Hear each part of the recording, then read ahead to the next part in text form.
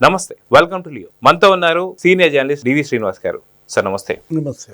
AP liquor scam వాస్తవానికి మనకు రెండు లిక్కర్ స్కామ్లు చాలా ఎక్కువగా వినిపిస్తుంది. ఒకటి ఢిల్లీ లిక్కర్ స్కామ్, దాంట్లో అప్పటి ముఖ్యమంత్రి అయిన అరవింద్ కేజ్రీవాల్ కావచ్చు, అదేవిధంగా డిప్యూటీ సీఎం అయినటువంటి ఒక సిసోడియా కావచ్చు, కవిత కావచ్చు అరెస్ట్ అయిన సంగతి తెలిసింది. ఆ లిక్కర్ స్కామే పెద్దదేమో అని చెప్పేసి అనుకున్న తరుణంలో అసలుకి ఇదంతా మా ఏపీ లిక్కర్ ముందు జూజూబీ అంటూ దాదాపు ఓన్లీ ముడుపులు మాత్రమే 3,500 కోట్లు, అది ఓన్లీ 150 కోట్లు మాత్రమే. ఇప్పుడు ఇలాంటి సంచలనమైనటువంటి కేసులో ఇంకొంత ఆసక్తికరంగా రేపు 20వ తారీఖు ఎప్పుడు వస్తుందా అనేటువంటి ఒక దాంట్లో పడ్డారు. ఎందుకంటే ఇటు ఏపీ లిక్కర్ స్కామ్ లో A1 అయినటువంటి ఒక రాజ్ రెడ్డి కావచ్చు, అదేవిధంగా భారతీ సిమెంట్ సంబంధించి హోల్ టైమ్ డైరెక్టర్ గా ఉన్నటువంటి ఒక బాలాజీ గోవిందప్ప, వీరిద్దరి ఫోన్లు ల్యాప్టాప్లు ఏవైతే ఉన్నాయో ఇప్పుడు బయటికి తీయబోతున్నారు.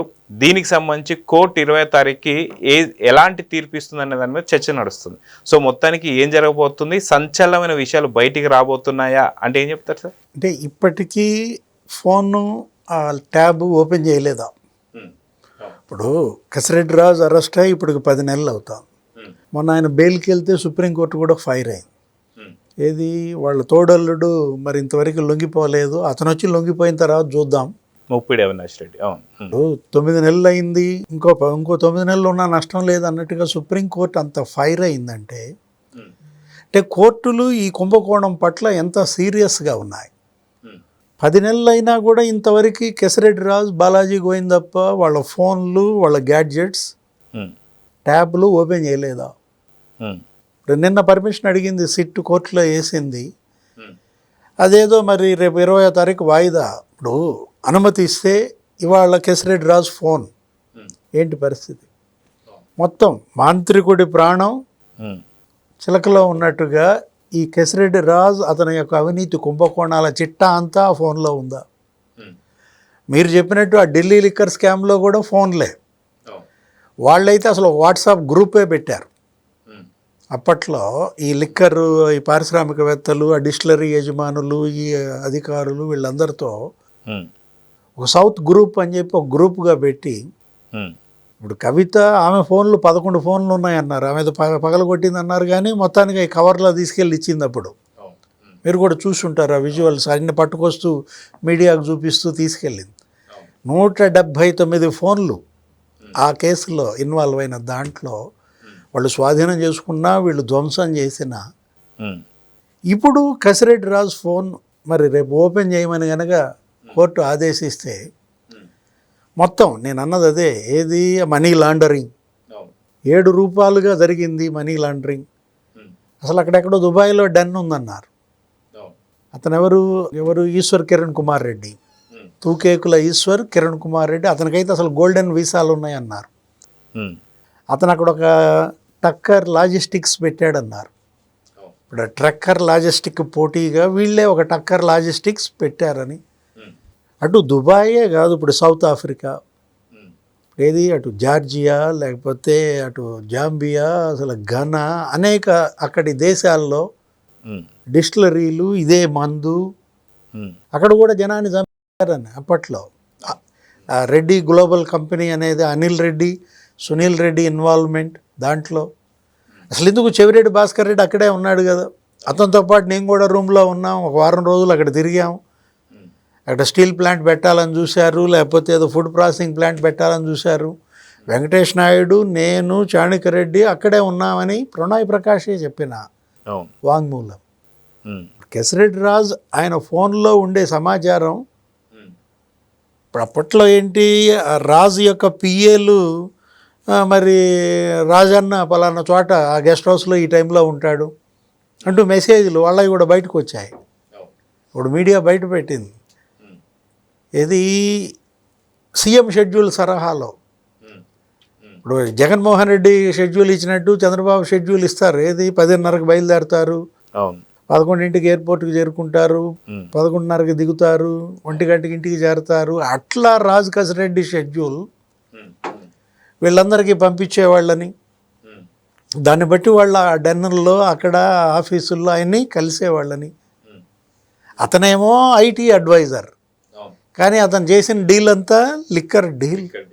ఇప్పుడు బాలాజీ గోవిందప్ప ఫైనాన్స్ డైరెక్టర్గా. మరి ఇక్కడ భారతీయ సిమెంట్స్ కార్యాలయం పైన కూడా ఇక్కడ దాడులు జరిగాయి అప్పట్లో.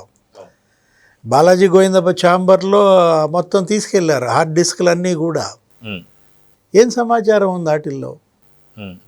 మైసూర్లో ఆయన రియల్ ఎస్టేట్ చేశారన్నారు. ఒక 1000 కోట్లు అసలు రియల్ ఎస్టేట్లోనే పెట్టినట్టుగా. బెంగళూరు, మైసూరు, ఇక్కడ హైదరాబాద్లో ఒక 1000 కోట్లు రియల్ ఎస్టేట్ చేశాడు కేశిరెడ్డి రాజు అని. సినిమాలు తీశారు 100 కోట్లతో. ఇతనే ప్రొడ్యూసర్, కేశిరెడ్డి రాజే స్టోరీ రైటర్ కూడా. ఇప్పుడు మొత్తం ఏది అప్పట్లో జరిగినటువంటి మనీ రూటింగే 5 రకాలుగా జరిగిందని, మనీ లాండరింగ్ 7 రకాలుగా జరిగిందని, బంగారం కొన్నారన్నారు. 400 కిలోలు పైగా.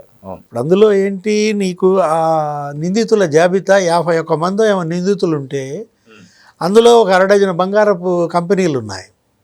రుచిత జ్యువెలరీస్ అనేది, ఈ పద్మావతి జ్యువెలరీస్ అనేది, తాయిల్ జ్యువెలరీస్ అనేది, అక్కడెక్కడో మహదేవప్ప జ్యువెలరీస్ చెన్నై వాళ్ళది, ముంబై బేస్డ్ జ్యువెలరీ కంపెనీలు.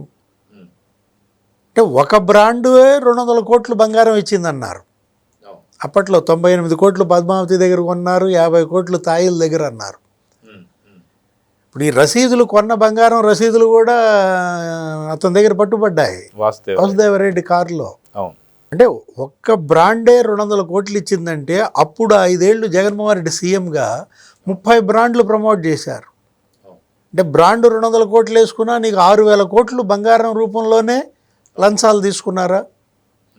ఆ ఎస్పీజే ఎవరో ఒక డిస్టిలరీస్ ఏదో ఉంది, నల్లప్పన్ ముత్తప్పన్, ఫైనాన్స్ ఆఫీసర్ వాళ్ళది సిఎఫ్ఓ, జయరాముడు వాళ్ళ ఎండి అనుకుంటాను, సిఎండి, వాళ్ళు ఇచ్చిన వాంగ్మూలం, వాళ్ళు ఇచ్చిన సాక్ష్యాలు, ఆ డిస్టిలరీ యజమానులే చెప్పారు మేము 400 కోట్లు బంగారం ఇచ్చామని. అంటే ఇప్పుడు ఆ బంగారం లెక్కంతా మరి బాలాజీ గోవిందప్ప ట్యాబ్లో దొరుకుద్దా? రేపొద్దున బాలాజీ గోవిందప్ప ట్యాబ్ ఓపెన్ చేసిన, కేశిరెడ్డి రాజు ఫోన్ ఓపెన్ చేసిన, ఇదే ఏది దగ్గర దగ్గర మరి అటు అన్ని ఖండాలకి మనీ లాండరింగ్ జరిగింది అంటున్నారు. యూరోప్ దగ్గర నుంచి రేపొద్దున ఏంటి, అటు గల్ఫ్ దేశాలు, ఆసియా, లేకపోతే ఆఫ్రికా, అటు అమెరికా. అంటే అసలు ఈ కుంభకోణం ఖండాంతరాలు దాటిపోయింది. ఇంత పెద్ద ఎత్తున ఇది మీరు 3500 కోట్లు కమిషన్, అవును, ఓన్లీ కమిషన్. అవును, మనీ లాండరింగ్ 35,000 కోట్లు ఉందంటున్నారు. ఆ రోజు అమ్మిందంతా 1,00,000 కోట్ల మద్యం అమ్మితే మొత్తం క్యాష్ ఎందుకు తీసుకున్నారు? అసలు ఎప్పుడు ఎక్కడ మనం చూడలేదు ఈ విధంగా. ఏంటి క్యాష్ హ్యాండ్లర్స్ అని, ట్రాన్స్పోర్టర్స్ అని, వాళ్ళకి పోస్టులు అనమాట. వాళ్ళని పట్టుకొచ్చారు, ఆ ఖరగ్పూర్ ఐఐటి నుంచి ఒకరిని పట్టుకొచ్చారు. మొత్తం వీళ్ళందరూ ఐఐటి బ్యాచ్లే. వీళ్ళందరినీ డన్ ఇన్ఛార్జీలుగా పెట్టారు. ఈ ప్రణయ్ ప్రకాష్ అనేవాడిని, ఆ సైమన్ అనేవాడిని, వీళ్ళ సీనియర్ అతను ఆ తూకేకుల ఈశ్వర్ కిరణ్ కుమార్ రెడ్డి అనేవాడు అక్కడ పూర్వ విద్యార్థుల సభకెళ్ళి ఓ 10 లక్షల విరాళం ప్రకటించాడు. నేను ఇన్ని కంపెనీలు పెట్టా, ఈ విధంగా వ్యాపారం చేస్తానంటే వాళ్ళు బెత్తరపోయి మాకు కూడా ఉద్యోగాలు మన ఎగబడి ఇది ఇచ్చిన పోస్టులు. అంటే డన్ ఇన్ఛార్జీలుగా, లేకపోతే క్యాష్ హ్యాండ్లర్స్గా, కొరియర్స్గా. హైదరాబాద్లోనే 7 డన్లు అన్నారు. అత్తాపూర్ దగ్గర, లేకపోతే అక్కడ ఫిల్మ్ నగర్ దగ్గర, పెద్దమ్మ గుడి దగ్గర, బంజారా హిల్స్, జూబ్లీ హిల్స్. అంటే ఇప్పుడు అక్కడ తాడేపల్లి ప్యాలెస్ పక్కనేనే అక్కడ ఒక డెన్ అన్నారు. ఇక్కడ ఏంటి, పెద్ద ఎత్తున డబ్బు రకరకాల రూపాల్లోకి మారింది. ఇప్పుడు భూములు జప్తు చేశారు.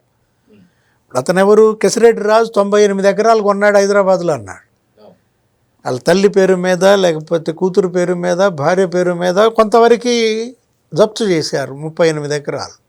వాసుదేవరెడ్డి భూములు కూడా ఏది అతను అసలు వాళ్ళ మాంగారి పేరు మీద కొన్నాడన్నారు జగ్గైపేటలో, లేకపోతే దుగ్గిరాల దగ్గర. అంటే ధనుంజయ రెడ్డి కొన్నాడన్నారు నెల్లూరు జిల్లాలో. ఇవన్నీ సిట్ బయట పెట్టింది, మన మీడియాలో కూడా చూసాం. కృష్ణమోహన్ రెడ్డి అతను ఏంటి, అతను కోడల పేరు మీద కొన్నాడన్నారు. బాన్స్వాడలో కొన్నాడని, రామచంద్రపురంలో కొన్నాడని. కృష్ణమోహన్ రెడ్డి కొడుకే ఒక కంపెనీ పెట్టాడన్నారు. అంటే దీనిలో ఇన్వాల్వ్మెంట్ ఇవాళ ఆ ఫోన్లో ఏముంటుంది, ఈ ట్యాబ్లో ఏముంటుందంటే ఇదే అన్నమాట. ఏది ఎప్పుడెప్పుడు ఎవరెవరికి ఏ రకంగా మనీ లాండరింగ్ జరిగింది, మనీ రూటింగ్ జరిగింది, ఇవన్నీ ఇవాళ బయటకు వస్తాయి.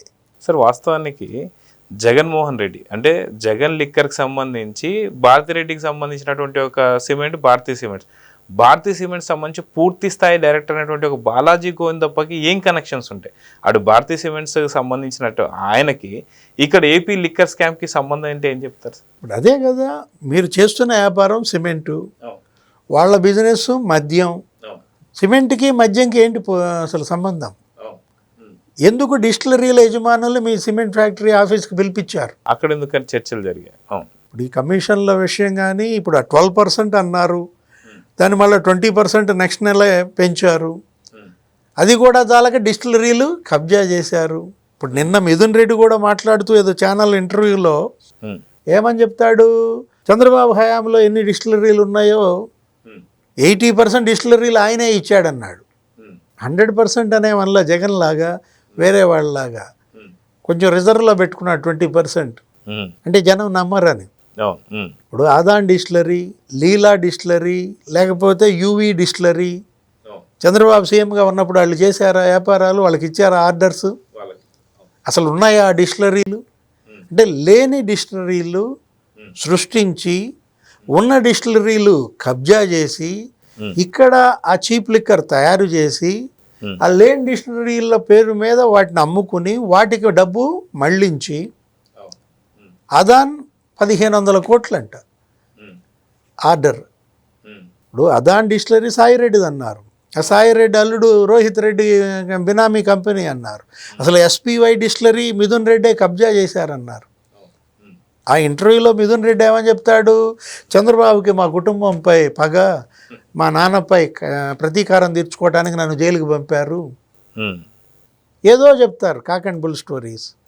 గతంలో కూడా నా మీద కేసులు పెట్టారు, నేను కాలేజ్ డేస్లో కూడా నా మీద కేసు పెట్టారు. లిక్కర్ స్కాము చంద్రబాబు చెప్పాడా? పట్టించింది ఎవరు? వీళ్ళందరినీ జైలుకి పంపించింది ఎవరు? విజయసాయిరెడ్డి. విజయసాయిరెడ్డి గురించి అడిగితే సాయిరెడ్డి గారు అని మాట్లాడుతున్నాడు. ఇంకా కెసిరెడ్డి రాజు అయినా విజయసాయిరెడ్డిని పట్టించిన వెంటనే బట్టెబాజ్ అని తిట్టి వదిలిపెట్టాడు, ఒక వీడియో కూడా వదిలాడు. నీ గుట్టు అంతా బయట పెడతానన్నాడు, సరే ఇంతవరకు అదేం బయట పెట్టలేదు. విజయసాయిరెడ్డి ఇప్పుడు మీరేంటి, ఇప్పుడు స్పష్టంగా చెప్పాడు, వీళ్ళ ముగ్గురు నా దగ్గరికి వచ్చారు, కెసిరెడ్డి రాజ్, సజ్జల శ్రీధర్ రెడ్డి, మిథున్ రెడ్డి, 100 కోట్లు మరి ఇప్పించమన్నారు. నేను 60 నుంచి ఇప్పించా వీళ్ళు వ్యాపారం చేసుకోవడానికి. దాంట్లో కొంత ఇచ్చారు, ఇంకొంత ఇవ్వాలనో ఏదో అన్నాడు. అసలు ఇంతవరకు 60 వాళ్ళని పిలిచారా? స్పెషల్ ఇన్వెస్టిగేషన్ టీం శరత్చంద్రారెడ్డిని లేకపోతే ఆ పెనికే రోహిత్ రెడ్డిని మీరు 100 కోట్లు వాళ్ళకి ఇచ్చారా లేదా? మీ మాంగారే చెప్పారు. సాయిరెడ్డిని వాళ్ళని కూర్చోబెట్టి ప్రశ్నించాలి కదా. అంటే అదే మూలధనం, అదే క్యాపిటల్ వీళ్ళు పెట్టింది. 100 కోట్లతో ఇంత పెద్ద సినిమా చేశారు, ఇన్ని వేల కోట్లు, 1,00,000 కోట్లకి అది పడగెత్తింది. అంటే ఇప్పుడు ఏదైనా సగం సగమే దర్యాప్తు చేస్తుందా సిట్టు? ఇప్పుడు అది కూడా అంతే. వివేక హత్య కేసు సుప్రీంకోర్టు, సిబిఐ, ఆ సిట్టు కూడా కొంతమందిని అరెస్ట్ చేసి అవినాష్ రెడ్డిని మామ అనిపించారు, అరెస్ట్ చేశామన్నట్టుగా. ఇప్పుడు అది కూడా అంతే. కల్తీ నెయ్యి దాని మీద వేసిన సిట్టు, సుప్రీంకోర్టు, హైకోర్టులు పర్యవేక్షణలో వేసిన దర్యాప్తు సంస్థలు సగం చేసి వదిలేయడం ఏంటి? దాంట్లో అధికారులను బలి చేశారు. పాలక మండలి అటు భూమన కరుణాకర్ రెడ్డి లేకపోతే సుబ్బారెడ్డి, నో యాక్షన్. అతనే చెప్తున్నాడు బ్రహ్మాండంగా ప్రెస్ మీట్ పెట్టి, జగన్మోహన్ రెడ్డి ఏది మరి ఆ కల్తీ నెయ్యిలో మా సుబ్బారెడ్డిని, మా భూమన కరుణాకర్ రెడ్డిని అరెస్ట్ చేయలేదంటే మాకు క్లీన్ చిట్ ఇచ్చేశారని. ఇప్పుడు వీళ్ళు అదే చెప్తారు. అంటే దర్యాప్తు సంస్థలు, న్యాయస్థానాలు ఇవాళ ఏ కేసుని కూడా ఒక కొలిక్కి తీసుకురావా? మనకు అదే అనిపిస్తోంది. ఇప్పుడు ఈ ఫోన్, వీళ్ళిద్దరి ఫోన్లు, వీళ్ళిద్దరి ట్యాబులు, వాటినైనా నిశితంగా గనక పరిశీలించి మొత్తం లోతుగా గనక లోపలికి వెళ్ళి తేలిస్తే గుట్టుమట్లన్నీ బయటకు వస్తాయి. ఎప్పుడెప్పుడు ఎక్కడెక్కడ ఎవరెవరికి ఎన్నెన్ని నోట్ల కట్టలు ఇచ్చారు, అట్టపెట్టెలు ఇచ్చారు, డెన్లు, ఒక్కొక్క అట్టపెట్టెలో 25 లక్షలు అన్నారు. అసలు బంగారం అంటున్నారు. ఇది ఏంటంటే ఇది కేవలం అవినీతి కుంభకోణంగా చూడకూడదు దీన్ని. ఇది చాలామంది చనిపోయారు ఈ కేసులో. ఈ మద్యం ఈ లిక్కర్ తాగి లక్షల మంది కిడ్నీస్ దెబ్బతిన్నాయి, లక్షల మంది లివర్ దెబ్బతింది, వేల మంది చనిపోయిన ఈ కేసుని ఇదేంటి, ఇది నరమేధం, ఇదేదో కేవలం అవినీతి మేధం కాదు. దీన్ని ఆషామాషిగా తీసుకోకూడదు. ఏదో ఊరికే కొన్ని రోజులు దర్యాప్తు చేసి వదిలేయటము, కొంతమందిని అరెస్ట్ చేసి మామ అనిపించటం కాదు. దీన్ని ఒక లాజికల్ ఎండ్కి తీసుకెళ్ళాలి. అటు కోర్టులు ఇవాళ చాలా సీరియస్గా ఉన్నాయి. ఇప్పుడు కేసిరెడ్డి రాజు బెయిల్కి వెళ్తే సుప్రీంకోర్టు ఎంత సీరియస్ అయిందో మనం చూసాం. ఇంకో 10 నెలలు మీరు జైల్లో ఉన్న నష్టం లేదనే మాట అత్యున్నత న్యాయస్థానమే అందంటే, మిథున్ రెడ్డి బెయిల్కి వెళ్ళినప్పుడు చూసాం 3 రోజులు వెళ్ళి సరెండర్ అవ్వమని. అతను వచ్చాడు, లొంగిపోయాడు, అరెస్ట్ చేశారు, జైలుకి వెళ్ళారు. అంటే ఇవాళ కోర్టులు ఇంత సీరియస్గా ఉన్నా కూడా దర్యాప్తు సంస్థలు దీన్ని ఈ విధంగా తీసుకోవటం అది సరైన అంశం కాదు. ఇప్పటికి 2 ఏళ్ళు అవుతుంది, ఇంతవరకు తీసుకొచ్చారు. దీన్ని వెంటనే ఏది మొత్తం ఇప్పుడు జప్తు ఎంత చేశారు, మీరే 3,500 కోట్లు అన్నారు. బీజేపీ మాధవ్ కాదు, మొత్తం బీజేపీ కలెక్టరేట్లను ముట్టడిచ్చి ఒక వినతి పత్రం ఇచ్చింది. దాని వెనుక ఉన్నటువంటి కర్త కర్మ క్రియ జగన్మోహన్ రెడ్డి. ఏది liquor scam, AP liquor scam master mind mister and Mrs Jaganmohan Reddy అని మాణిక్యం ఠాగూరే అన్నాడు. అంటే జగన్ లోభం మద్యం కుంభకోణం అని రాశాడు ఆయన పెద్ద ట్వీటు. బీజేపీ వాళ్ళు మాధవ్ కూడా జగన్మోహన్ రెడ్డిని తక్షణం విచారించాలన్న దీంట్లో ఇప్పటికైనా సరే దీన్ని స్పీడప్ చేసుకోవాల్సిన అవసరం ఉంది. ప్రజలందరూ ఇవాళ ప్రశ్నిస్తున్నారు. సో చూద్దాం సార్, ఖచ్చితంగా 20వ తారీఖున ఏం జరగబోతుంది. మొత్తానికి అటు రాజ్ కస్రెడ్డి కావచ్చు, లేదా బాలాజీ గోవిందప్ప అటు సెల్ ఫోన్ కావచ్చు, ఇటు ల్యాప్టాప్లో ఏం దొరకపోతున్నాయో చూద్దాం. మరి నమస్తే. Please subscribe to Leo news for more videos.